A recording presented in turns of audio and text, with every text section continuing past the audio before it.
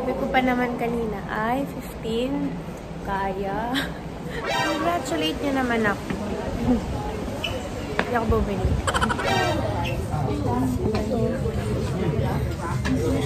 Kasi mamaya pupunta ako sa convenience store. Kasi may nag-request sa akin na gumawa ng video na convenience store food. Pala, 6 degrees. Tapos very windy. Ay, takal naman itong green. Ay, ko. Okay. Ito na ang continuity. So, tayo ngayon ay naglalakad. Lumabas ako. Sabi ko, parang maginaw. Pero okay lang. Panindigan na lang natin ang outfit natin na ito. Pero, I think, pupunta muna ako sa, 7-Eleven. Or sa Shiyu. To see if merong payong na mura. Kasi, mahal. Tapos, wala naman. Diretso na tayo sa Dolgoji Station. Kasi, imimit natin si Ate Diane ngayon. Kasi, last day ko na here in Korea, hindi pala. Oo nga, last whole day. Whole day. Kasi uwi na ako tomorrow. Ang bilis naman ang panahon. It's so cold. Ay ko. Ay, baka nagsuot ng ganito. Ginaw. So, bumili na ako ng payong sa Shiyu. It's, 200 pesos. 240. Ang ginaw. Hindi ako na makarating sa subway kasi ang ginaw. So, na-adjust ang aming kita ni Ate Diane. So, ito muna ako sa Myeongdong. Ikot-ikot lang or kakain muna. Pero, ang ginaw. Sinasalubong na ako kagad ng malakas na hangin. I think mapapabili ako ng jacket ng Hiyos. Ay! Sabi ko pa naman kanina, ay, 15. Kaya. Paglabas ko, maginaw-pan. Ay ko. So close yet so far. Pagtakbo ko, sinaraduhan ako. Okay lang yun?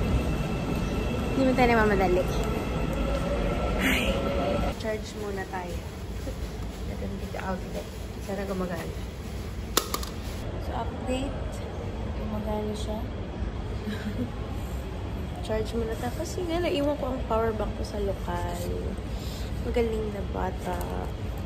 Gal pa. Mga 9 minutes pa. Diba? Naiwan ka. Galing. Discover ako. Ang daming mura din dito sa Myeongdong. Sorry. Myeongdong, exit number 6. Mga 10,000 lang din. Daming sale. Tapos iba yung itsura niya dun sa Express Bus Terminal. Maraming iba yung itsura dito.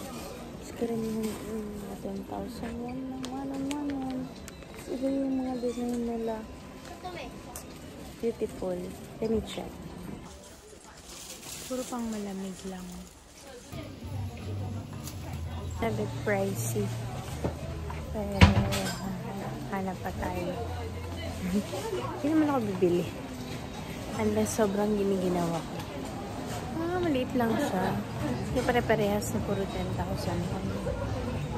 Pero cute naman. Yung mga similar na mga tinda sa Express Bus. Pero karamihan sa mga nakita ko, hindi kaparehas ng itsura. Pati mga design na styling nila. Hindi sila mag-style din dito. Congratulate nyo naman ako. Hindi ako bumili. So, hanapin ko yung Odari chip. Yung merong marinated crab. Nakakain. Baka gutom lang to guys. Ay, ganda ng skin ko ngayon. Hindi lang ang eye bags ko. So, ayan na. Paglabas nyo ng exit number 6, ayan na yung Myeongdong Kemerut nyo. Ginaw! So, dito rin pala tayo padadaanin. Talagang gusto niya tayong dumaan sa mga bilihan. Sige nga, compare natin yung presyo. Dito, nag-compare ako ng presyo bilang after ng dalawang Monday. Kasi dalawang Monday ako. Since huling nakapunta dito sa Myeongdong. Yung isa pa lang naman tinitignan ko. Medyo mahal. Yung Binch na chocolate cookies. Parang 4.8 lang sa sa E-Mart. Tapos dyan 5.5. Diba? Malaki na rin yung 1,000. Basta may olive yang din dito.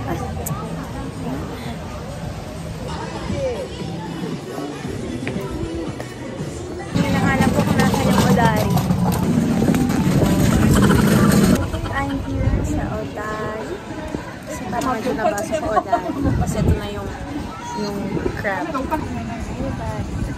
So,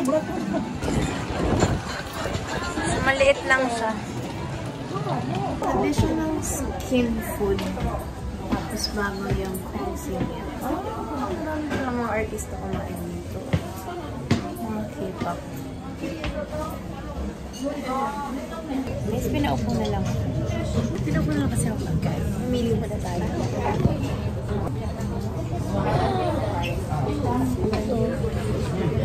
Ano siya, guys?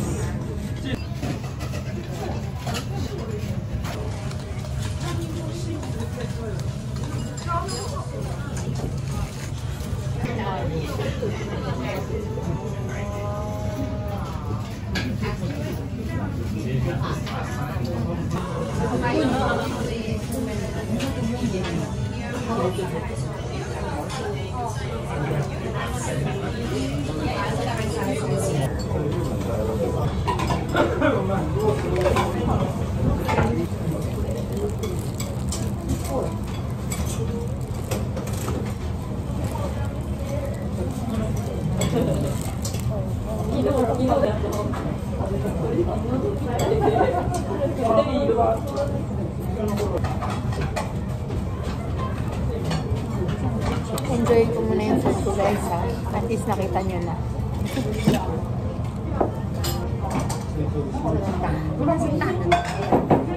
Let's hide.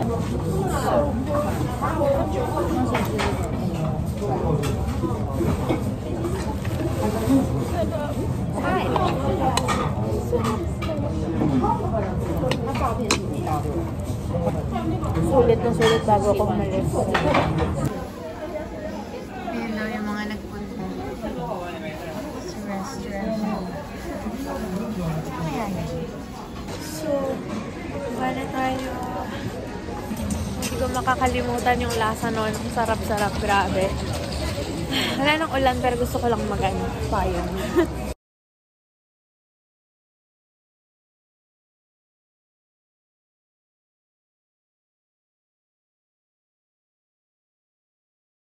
Muna tayo. It's 4 p.m. Ay, sobrang liwanag. Lalakad-lakad na ako. Sobrang ginaw na. Oh, it's raining again. Ayun. Tapos, hanap na lang ako ng coffee shop. Hindi kasi mahanap talaga yung pabango na gusto ko dun sa Oliviang. Tapos, ito, lakad-lakad lang. And, gusto ko na lang magmuni-muni. Habang hintayin ko si ate. So good. Para makapag-charge na din ako. Ay ko. Ginaw. Dapat talaga pumili na ako. Sisipain, no? Sige, panindigan mo yung kaya mo yan. Wow.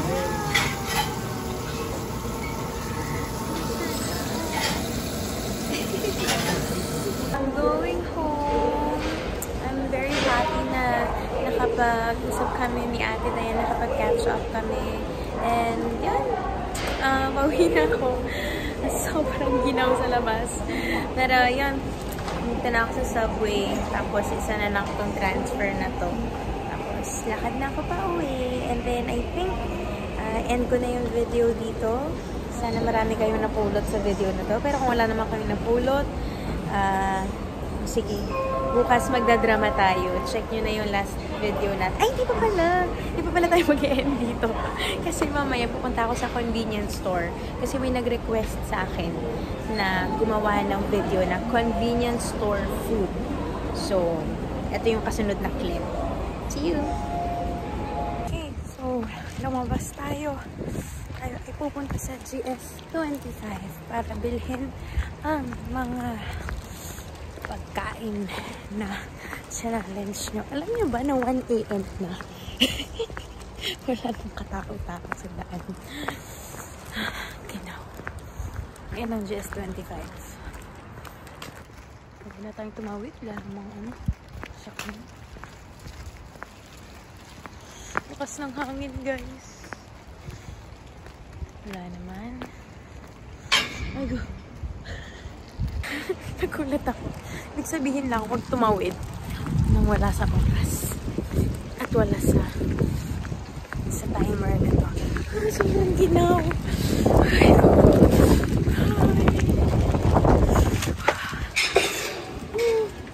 ay, tingnan nyo. Nagliliparan na.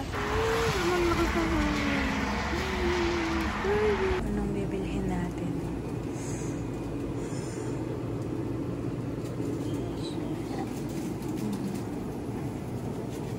Very, very sorry. Hindi ko gusto yung pagkain. Try ko na lang bukas siguro loobin sa 7-Eleven. And I think kasi dahil it's 1 AM, parang ayoko na rin kumain. Pero at least lumabas tayo, diba? Sobrang ginaw. Buong araw ng vlog natin, lagi ko sinasabi na sobrang ginaw. Ay,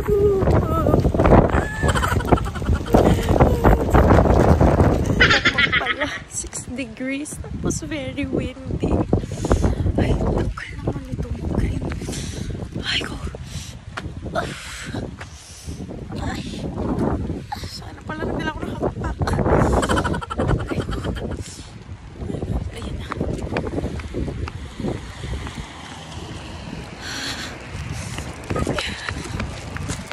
Ginaw. Grabe, yung mukha ko. Parang naghilamos ng malamig na tubig. Uy, ang tagal. Ihina ko. Sinisip ko na rin ako. Sobrang disciplined naman yan. Hindi diretso. Ay ko!